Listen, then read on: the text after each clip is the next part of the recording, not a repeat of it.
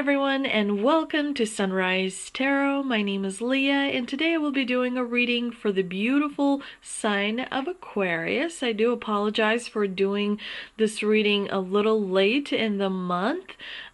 So I will make it up to you by doing an extra reading this weekend just for you, Aquarius. You'll be the first one for the month of June. And yeah, I hope that the month of May is going well for you. As you know, this is a general reading, so there will be parts that may not resonate with you. Only take the parts that do and leave the rest for someone else. I've already meditated on the cards, I've already shuffled the cards, and this is the spread that I have for you today. In the past position, we have the Ten of Swords, clarified by the Four of Pentacles. In the obstacle position, we have the Six of Pentacles, clarified by the Moon.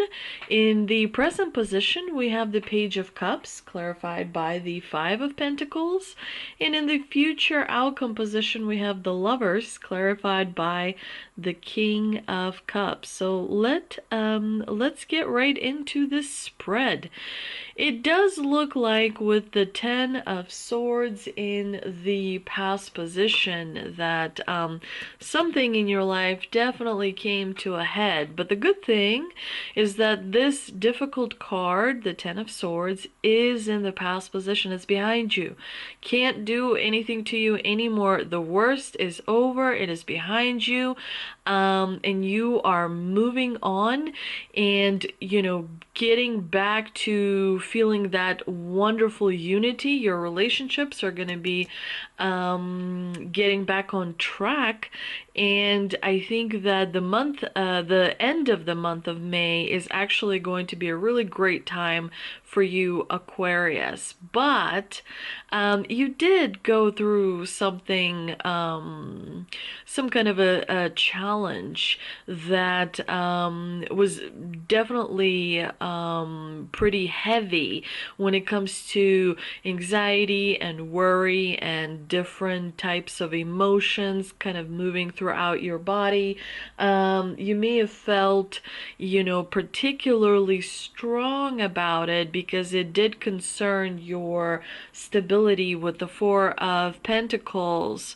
Here in the clarifying position, it almost looks like a part of you felt like you took a step back, right? Usually we move forward and we take steps forward, but this unpleasantness with the Ten of Swords did feel like maybe you had to sort of take a step back in terms of your progress, in terms of moving forward. You weren't able to do that. But again, the great thing is that it is behind you. And clearly this was with someone around you that you had, quite a bit of trust in.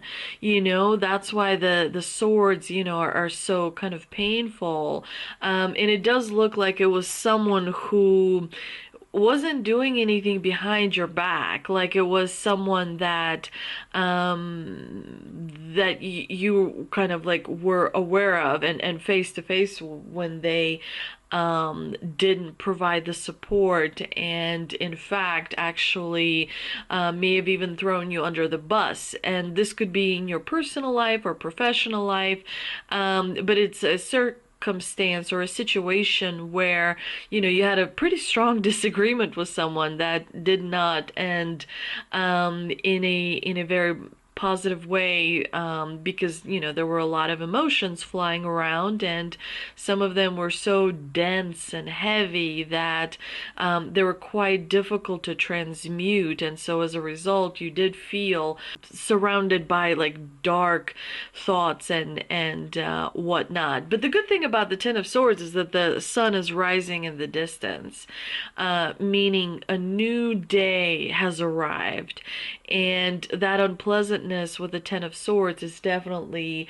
behind you. The worst is very much over, and the end of the end came and went, and you are very much moving and have moved into the new cycle. But that unpleasantness has left a bit of a imprint or a mark on you, and you do have to continue healing that wound. You have to continue also reminding yourself that that is the place where the light enters your body. It allowed you to have a growth period. It allowed you to expand your consciousness and learn more about emotion, learn more about yourself and your capabilities. So, that prepared you for, something that I think you would be grateful, you will be grateful, because this is something that will allow you to help someone, even I would even venture to say save someone you love. This unpleasant experience is definitely going to help you in the long run, which is not, you can't see it now, but you will be able to see it later. Now, with the Six of Pentacles in the obstacle position, definitely there could be someone around you that is not pulling their weight exactly, because the Six of Pentacles tells me there's lack of balance about stability in your life, or security in your life, because the Six of Pentacles usually is about equal give and take in some kind of a circumstance. So there appears to be a circumstance where you're doing more and the other party is doing not as much as you, so there's like lack of balance that's happening there. And it could be because the other party is more impatient, or wants to take advantage of you in some way or some form, and that definitely is something that you need to be aware of. But it's not something that is absolutely like too, like overly terrible, because the Six of Pentacles at the end of the day is still a minor arcana card.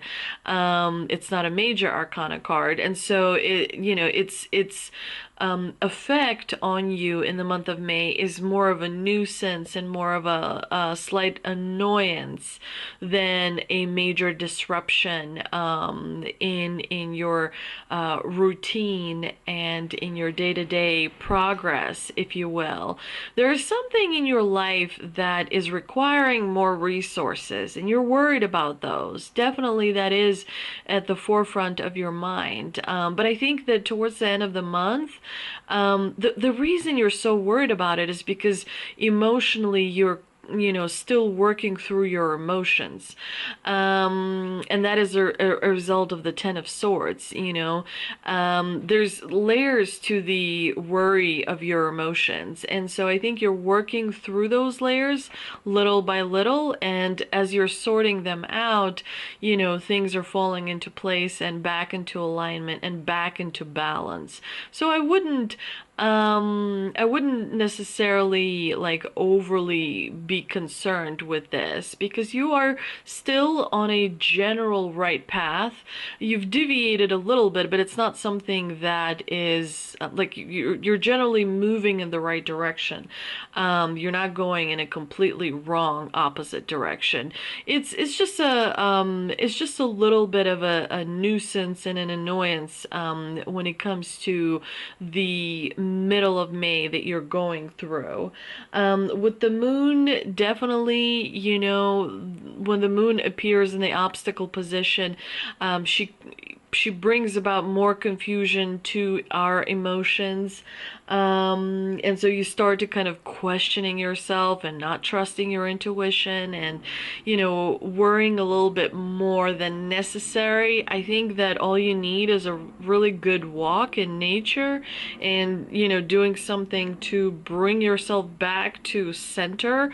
Grounding yourself is something that you have to do on a daily basis. It helps you get rid of foreign energy and keep yourself stabilized again, because there's a lot of static energy right now. We are in the midst of transformation, and it's hard to keep your feet on the ground and stay kind of stable. And so again, grounding is something that you have to do and continue to do, so that you really can take the most advantage of this transformation and really set yourself up for this beautiful Aquarian era that has started. But again, because it's so new, you're still finding your footing. But it's all going to work absolutely great. Now, in the present position, you have the Page of Cups, which is another reminder that as you move through the month of May, you will be feeling quite sensitive. Emotionally sensitive. You may be somewhat reactive. Watch your reactions, especially as you move through the second part of May. Try not to be so reactive. Try to be aware of those triggers, and meditate as much as you can. Stare at a candle, because that helps you ground yourself. Take your shoes off. Stand on earth. So that the soles of your feet touch the grass, rather than have the rubber of the shoe, prevent from grounding, right? Because when you wear shoes, there's a layer that prevents the earth energy going into your sole of the feet. And the weather is nicer, so when I walk my pets, I definitely try and find a place where the grass looks, the softest and the clearest.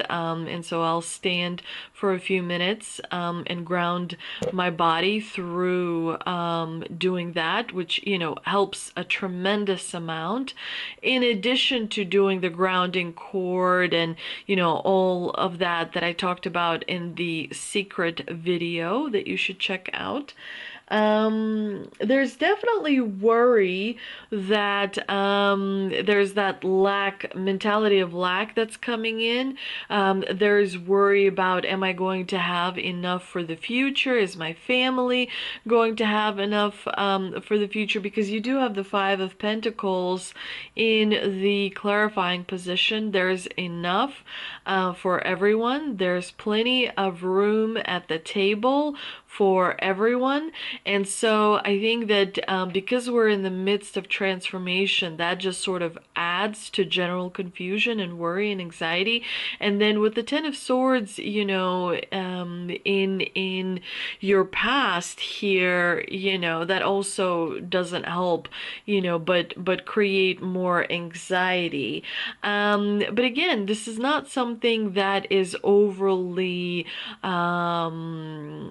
that's going to have like a long-term effect on you, because it's still minor arcana. The Five of Pentacles is what I'm talking about. You may experience lack of support when it comes to your emotions in the middle of the month, because other people are also going through their own circumstances and worries and anxiety, and they may not be as available for you as you would like them to be. So it's important to be mindful of that and remember that, because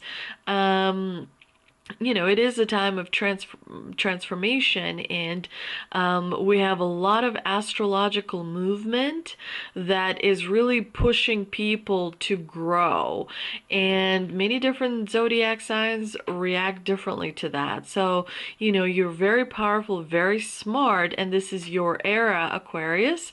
So, you will be finding your footing and your balance, especially because you have the Lovers in the future outcome position, clarified by the King of Cups, which tells me that, you are going to be enjoying a really deep connection with someone.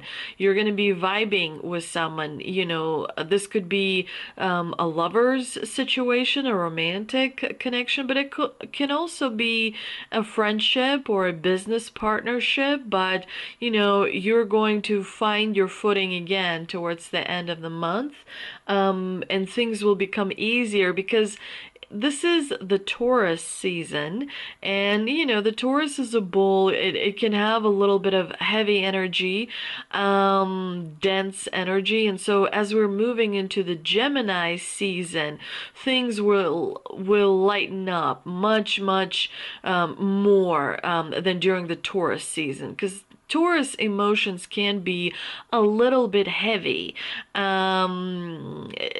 because they are diamonds that are created deep down in the earth. Whereas Gemini is airy and communicative and, kind of like dancing fairies in the wind, is what I'm seeing, the way I want to describe that energy. Yeah, Gemini is definitely going to be a much easier season for you. So this is going to be coming up at the end of May, and I think that you'll find your emotions will kind of quiet down and find their confidence again, and they'll be working with you and walking with you in step, right? You'll be much more determined and confident and looking forward to the future because of this beautiful combination of the Lovers with the King of Cups. I mean, the King of Cups, he's a master when it comes to emotions. And so that is, how normally you would be, Aquarius, except for the Ten of Swords situation kind of threw you for a loop a little bit. But you're getting back to your old self, and feeling, a lot of vitality and a lot of confidence. You're going to be feeling much more like you're looking forward to things towards the end of May. It's going to, things in general are going to lighten up for you. Let's see what we have with the tea leaf cards. We've got Claw, be careful, do not take risks. We also have Boot, increase your efforts if you want to achieve your goals. We also have Stork, news or of a birth or a new business opportunity. I'm also going to pull 2 cards from this half of the deck, because that will give us a little bit more of a, spreading out. I can't hold all the cards when they're all together. It's too much. Horse, short journey. I love horses. I'm obsessed. We also have Vine, seek out information that will help you. So those are your tea leaf card messages. Let's see what the angel and ancestor oracle card messages have for us. And we have a trader, exchange energy to create abundance. We also have medicine mother, honor your inner knowing, trust your intuition. Trust it. Intuition is very calm. It's not competitive. It's not ego. It comes from your subconscious. It's the higher self you trying to communicate with you, and so it's got nothing to do other than wanting to help you. With the trader, check your energy, because usually when this message comes through about exchanging of energy, check your energy. Are you running energy? Are you doing the grounding work? Are you filling yourself back up with golden healing energy and abundance and love and all of that? Are you sleeping well? Are you eating nutritious food that are giving you more energy? Are you taking walks in nature? Are you laughing with friends? You know, I'm not talking about coworkers or, you know, like heavy type friendships. You know, I'm just talking about like buddies, light friendships. You know, are you like, what are you doing to get that energy moving, right? Pay attention to that because it very much relates to your overall success and overall well-being. I'm also going to pull a Shaman Stream Oracle card, and we've got Winter's Dream, gestation period. Yeah, so you're finalizing some kind of a growth, right? You're just about to come out of this growth period into a brand new, beautiful world where you're going to spread your wings. But there's some kind of a growth that occurred, which may have felt a little bit painful and a little bit challenging and a little bit like it was pushing you to the limit. But, you know, it is good because you have the privilege of having those periods. You have the ability to continue growing your soul. While in this physical state of incarnation, it can be difficult and you can complain about it to yourself or to whoever. But on the soul level, you know, it's a wonderful, wonderful thing because your soul is expanding, which means you are moving in the right direction. This is really, really good news. And overall, again, towards the end of May, you're going to start feeling a lot more like you can breathe again, like you can laugh again, like you can be carefree again. Like there's much lighter energy that's coming in, a lot of alignment between your spirit, your body, and your soul, a lot of between your divine masculine and your divine feminine. You know, that energy is also very important. Talk about exchange of energy, right? You want to have a good balance between your divine masculine, which is structure and discipline, but also your divine feminine, which is nurturing and compassion and empathy. And so most people don't understand that there's got to be a balance. If you have too much nurturing and too much empathy and not enough structure and not enough discipline, then you're out of balance. You can't show empathy without structure. You can't be nurturing without discipline. You know, it's a balance of energy, which is very, very important. And when you focus too much on one, if you're too masculine and all you're doing is disciplining and structuring, but you're not giving that nurture, you know, you're in trouble. And the same thing if you're being too much in the feminine energy, where you're, you know, so compassionate all the time, but you're not sort of disciplining, then you get into trouble as well. So I hope you enjoyed this reading. Aquarius, if it's not too much trouble, please do like, share, and subscribe. Thank you so much for visiting my channel, and I will see you in the next one, which is probably going to be tomorrow. So I'll see you tomorrow. Thank you.